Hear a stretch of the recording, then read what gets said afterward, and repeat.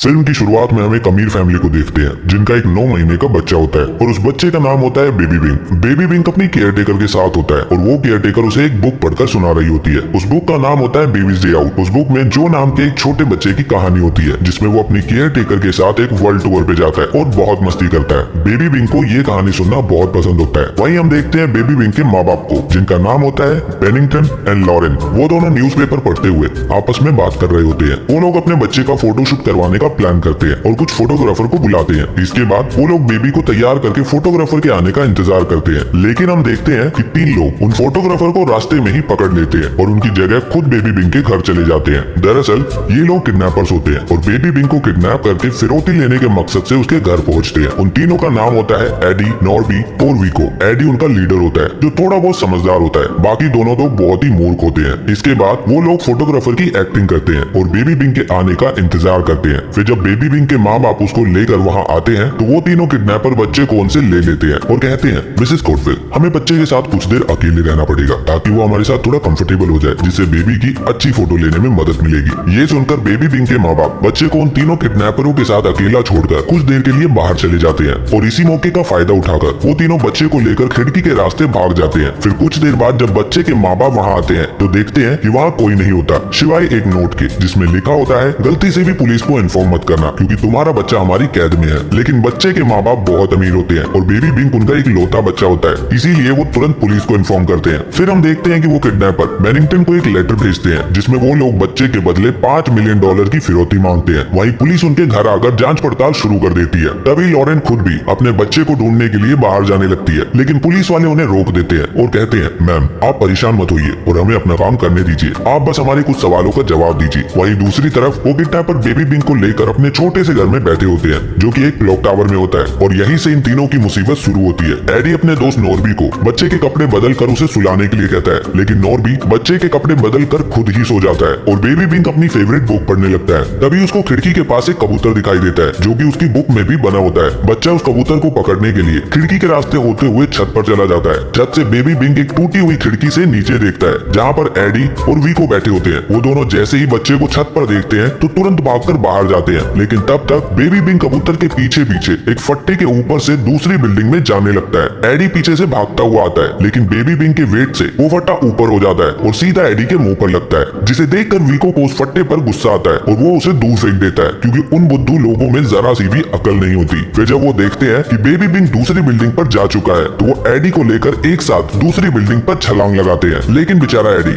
10वीं मंजिल से सीधा नीचे एक कचरे के डब्बे में जाकर गिरता है। वहीं बेबी बिंक दूसरी बिल्डिंग में एक औरत के घर में चला जाता है और दरवाजे के पास जाकर बैठ जाता है। तभी उसके घर की बेल बजती है और वो औरत नींद से उठकर दरवाजा खोलती है। दरवाजा खोलते ही बेबी बिंक उसके घर से बाहर निकल जाता है और उस औरत की नजर भी बेबी बिंक पर नहीं पड़ती। इसके बाद वो रेंगते हुए लिफ्ट में जाता है और लिफ्ट से सीधा बिल्डिंग के बाहर जाकर वो उन तीनों किडनैपर के पास से ही निकलता है, लेकिन उन बुद्धुओं का पूरा ध्यान होता है बेहोश एडी पर और वो बच्चे को नहीं देख पाते। वहीं बेबी बिंक को एक बस नजर आती है जो कि बिल्कुल उसकी बुक की कहानी जैसी होती है, इसीलिए वो तुरंत बस में चढ़ जाता है। वहीं एडी को भी होश आ जाता है और वो देखते हैं कि बेबी बिंक तो बस में बैठा हुआ है, इसीलिए वो तुरंत अपनी वैन में बैठकर उस बस का पीछा करने लगते हैं। वहीं बस के अंदर एक औरत अपना बड़ा सा बैग बेबी बिंक के पास रख देती है और बेबी बिंक उसी बैग में देखने लगता है, लेकिन तभी बस का ब्रेक लगता है और बेबी बिंक उस बैग के अंदर गिर जाता है और वो औरत भी बिना देखे अपने बैग को उठाकर बस से उतर जाती है। वहीं नॉर्बी बस ड्राइवर से एक छोटे बच्चे के बारे में पूछता है, लेकिन ड्राइवर उसे मना कर देता है और वहाँ से बस लेकर चला जाता है। लेकिन वो इस बात की खबर पुलिस को भी देता है कि एक आदमी छोटे बच्चे को ढूंढ रहा है। दरअसल मिस्टर एंड मिसेस कॉटवेल बहुत अमीर होते हैं और उनके बच्चे की किडनैप की खबर पूरे शहर में फैल चुकी होती है। तभी विको की नजर बेबी बिंक पर पड़ती है जो कि उस औरत के बैग में होता है। ये देखकर वो तीनों चुपचाप उस औरत का पीछा करने लगते हैं। चलिए, जब तक वो तीनों बेबी बिंक का पीछा कर रहे हैं तब तक आप मेरे चैनल को सब्सक्राइब कर लीजिए ताकि इस चैनल पे आने वाली मजेदार वीडियोस को आप मिस ना करो। उन तीनों को पीछा करता देख औरत को उन पर शक होता है, इसीलिए वो पीछे मुड़कर उन तीनों की पिटाई कर देती है। लेकिन इसी बीच बेबी बिंक उसके बैग से निकलकर एक शॉपिंग मॉल में चला जाता है जहाँ पर मॉल की एक एम्प्लॉय उसे उठाकर बाकी बच्चों के साथ छोड़ देती है।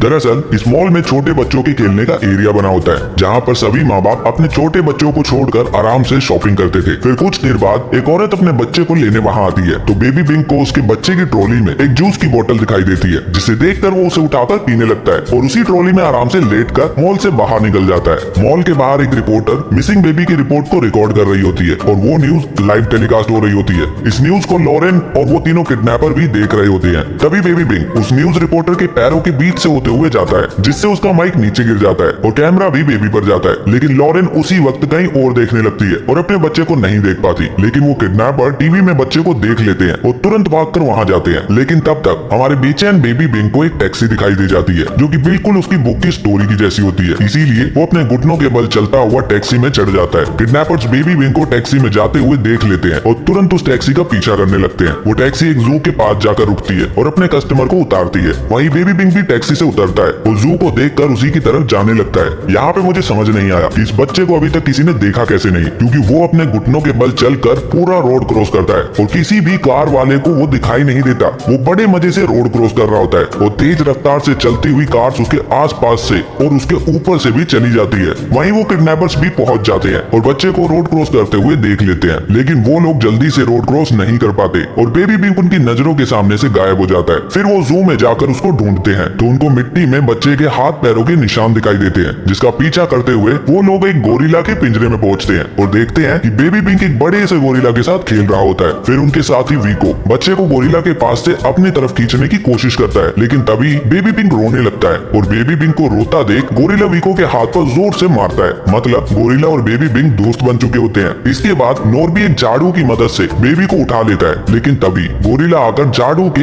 एक कोने पर जोर से मारता है तो नॉर्बी हवा में उड़ जाता है। इसके कुछ देर बाद गोरिल्ला और बेबी बिंग सो जाते हैं और इसी मौके का फायदा उठाकर एडी बच्चे को पिंजरे से बाहर निकालने की कोशिश करता है, लेकिन तभी गोरिल्ला उठ जाता है और वो एडी को उठाकर दूर फेंक देता है। इसके बाद बेबी बिंग पिंजरे के दूसरी तरफ से बाहर निकलकर एक पार्क में चला जाता है और उसका पीछा करते हुए वो तीनों किडनैपर्स भी पार्क में पहुंच जाते हैं और आखिरकार वो बेबी बिंग को पकड़ लेते हैं। लेकिन तभी वहाँ पुलिस आ जाती है और एडी तुरंत बेबी बिंग को अपनी गोद में रखकर उसके ऊपर अपना कोट रख देता है। पुलिस वाले आकर उनसे उनकी वैन को रोड से हटाने के लिए कहते हैं और इसी बीच बेबी बिंग के हाथ में एडी का लाइटर लग जाता है, जिसे वो जला देता है। लाइटर से एडी की पैंट जलने लगती है, लेकिन वो चिल्ला नहीं पाता क्योंकि पुलिस वाले उसके सामने खड़े होते हैं। फिर जैसे ही पुलिस वाले वहाँ से हटते हैं तो एडी खड़ा होता है और उसकी पैंट में आग लग चुकी होती है और इसी दौरान बेबी बिंग उसकी गोद से उतरकर वहाँ से जा चुका होता है। बेबी को वहाँ ना पाकर वो तीनों फिर से उसको ढूंढने लगते हैं, लेकिन बेबी बिंग एक कंस्ट्रक्शन साइट पर पहुंच जाता है, जहाँ पर वो एक आदमी को डोनट खाता देखकर उसकी तरफ जाने लगता है। वो आदमी अपना डोनट एक लेंटर पर छोड़कर अपना काम करने लगता है और बेबी बिंग उस लेंटर पर बैठकर उस डोनट को खाने लगता है। लेकिन तभी क्रेन मशीन उस लेंटर को ऊपर ले जाने लगती है, जिस पर बैठा हुआ बेबी बिंग भी ऊपर जाने लगता है। उसके पीछे पीछे वो तीनों किडनैपर भी लिफ्ट से ऊपर जाते हैं और ऊपर वाले फ्लोर पर बच्चे के ऊपर आने का इंतजार करने लगते हैं। फिर जैसे ही लेंटर उनके फ्लोर तक पहुंचता है तो वो लोग वीको को लेंटर पर धक्का देकर गिरा देते हैं, जिसकी वजह से वो लेंटर एक तरफ झुक जाता है और बेबी बिंग फिसल कर उनकी तरफ आने लगता है। लेकिन तभी एक लिफ्ट बीच में आ जाती है और बेबी बिंग उस लिफ्ट की छत पर गिर जाता है। वो लिफ्ट एक फ्लोर नीचे जाकर रुकती है और बेबी बिंग लिफ्ट से उतरकर बिल्डिंग में चला जाता है। लेकिन यहाँ पर तीनों किडनैपर्स का बुरा वक्त शुरू होता है। वीको बेचारा लेंटर पर लटका होता है और जब उसको बचाने के लिए नॉर्बी आगे आता है तो वो भी उसके साथ लटक जाता है। फिर नॉर्बी वहाँ से गिरकर सीमेंट की गोल में जाकर गिरता है और वीको बेचारा कचरे के ढेर में जाकर गिरता है। वहीं एडी को बेबी बिंग दिखाई दे जाता है और वो उसको पकड़ने के लिए आगे बढ़ता है, लेकिन बेबी बिंग उसको देखकर और आगे जाने लगता है और उसके मुंह से निकलने वाले सलाइवा की वजह से एडी फिसलकर गिर जाता है। और फिर जब वो उठता है तो उसका हाथ एक बटन पर लगता है, जिससे उसके ऊपर एक चिपचिपा सा पदार्थ गिर जाता है। लेकिन वहीं बेबी बिंग एक दूसरी क्रेन में बैठकर बिल्डिंग से नीचे चला जाता है। उसका पीछा करते हुए एडी भी एक दूसरी क्रेन के हुक पर लटक जाता है। लेकिन तभी वर्कर्स की छुट्टी हो जाती है और वो सब लोग मशीनों को बंद करके वहाँ से चले जाते हैं। मतलब बेचारा एडी वहीं पर लटका रह जाता है। वहीं बेबी बिंग के घर पर पुलिस आती है और उसके माँ बाप को बताती है कि आपका बच्चा आज पूरा दिन में कहाँ देखा गया। पहले एक बस में, फिर एक टैक्सी में, फिर जू में और उसके बाद पार्क में। ये सब बेबी बिंग की केयर टेकर भी सुन रही होती है और उसको याद आता है ये सब तो बेबीज डे आउट बुक की कहानी की तरह है। तो वो कहती है पार्क के बाद कंस्ट्रक्शन साइट पे देखा गया होगा बेबी को। ये सुनकर सब हैरान होते हैं तो केयर टेकर सबको बताती है कि मुझे लगता है बेबी बिंग बुक की कहानी की तरह उन सब जगहों पर जा रहा है जो कहानी में लिखी है, जिसका मतलब है